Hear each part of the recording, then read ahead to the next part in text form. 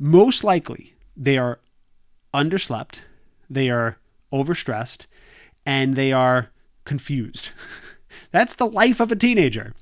So, even if you have a really type A student who's like, yes, this sounds great. Yeah, I'm gonna invest in myself every morning. I'm gonna do a 2-hour morning routine. Wake up at 5 o'clock. Like, that's awesome, and we encourage it. But we also want to encourage consistency.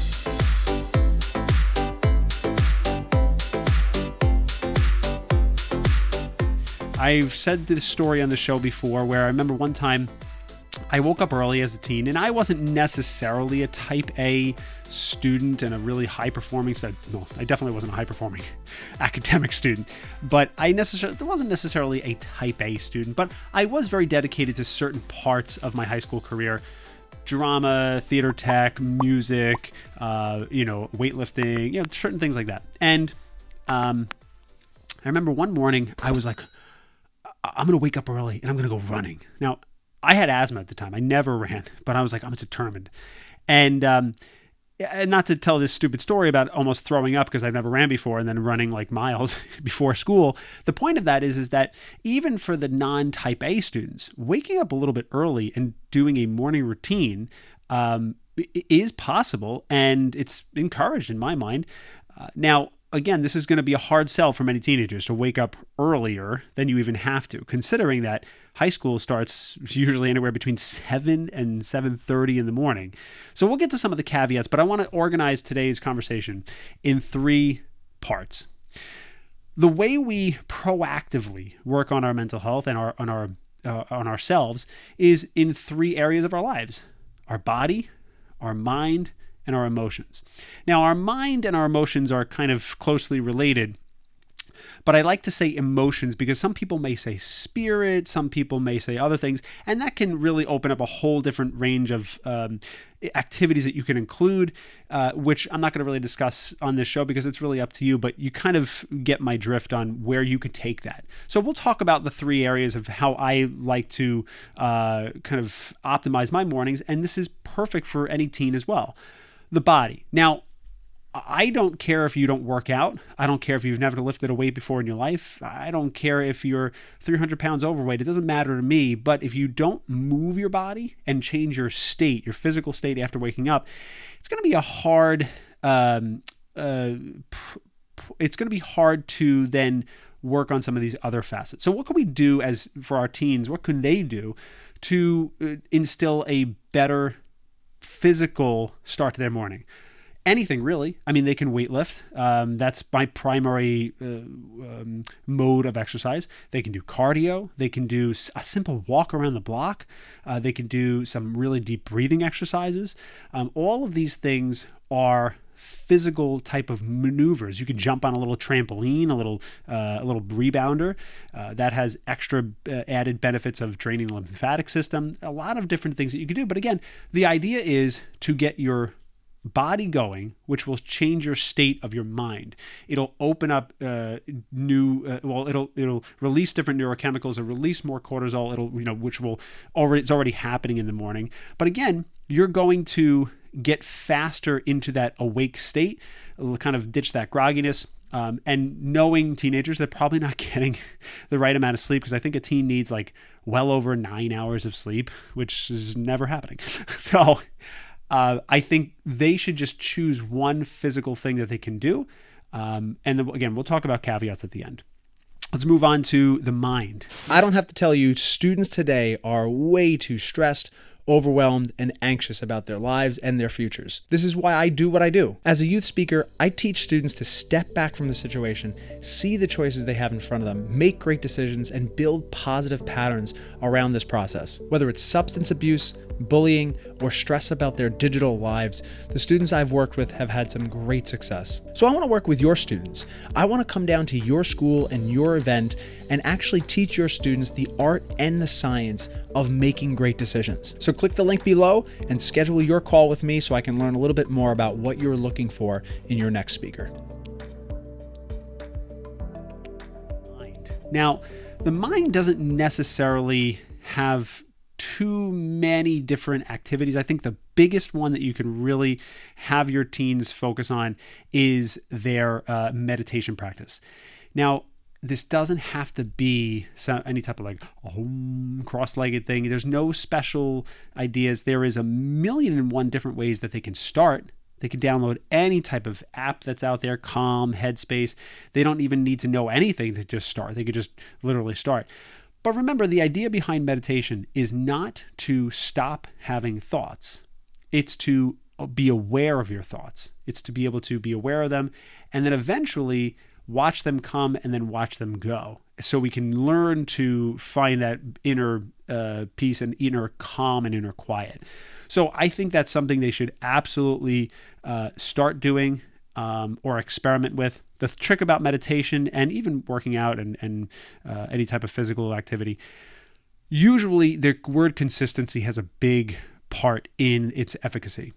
If a student will meditate, or anybody for that matter, once every week, it's probably not going to have that compounding effect. It has to really be at least 5 days a week, even more so. So meditation. Now, we could also journal. There's 1,000,000 different ways you can journal. You can just grab a notebook. You can invest in the 5-minute journal. You could do morning pages. There's 1,000,000 different options. All right, maybe not 1,000,000, but there's quite a few. The thing about journaling is that crosses over into emotions as well. So there's a lot of different crossover between the mind and emotions. Now, again, I say spirit sometimes because if you are, or if your teen is a religious person, they can certainly do any type of prayer in the morning as well. That might definitely be separate than your mental cognition. So you could do journaling. You can do even some type of mind game, mind teaser, Sudoku, whatever. Clearly, I don't do that. Maybe I should.